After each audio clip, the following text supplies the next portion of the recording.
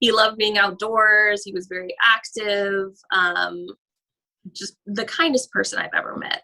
7 years after her dad died of cancer, Lauren Scott thinks about him every day. He was a very stand-up guy. During a routine colonoscopy, doctors discovered Mark Boyd had polyps. They recommended another screening in 5 years. And because he was such a giving person, he never liked to take time off.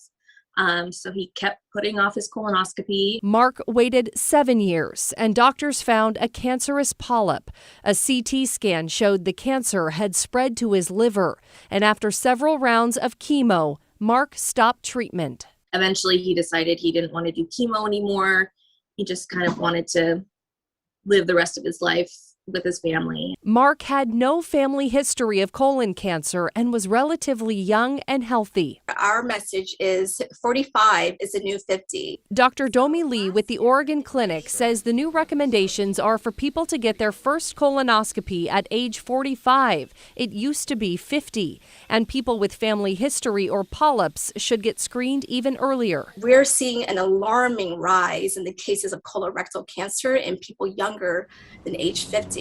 Dr. Lee says colorectal cancer rates are increasing by 2 to 3% per year in people in their 20s and 30s. It's the third most commonly diagnosed cancer in the United States and is the second leading cause of cancer death in both men and women. If caught early, the cancer has a high survival rate, which is why screenings are critical, especially if you have symptoms. Rectal bleeding or a change in your bowel habits, more narrow stool, abdominal pain that's not, going away.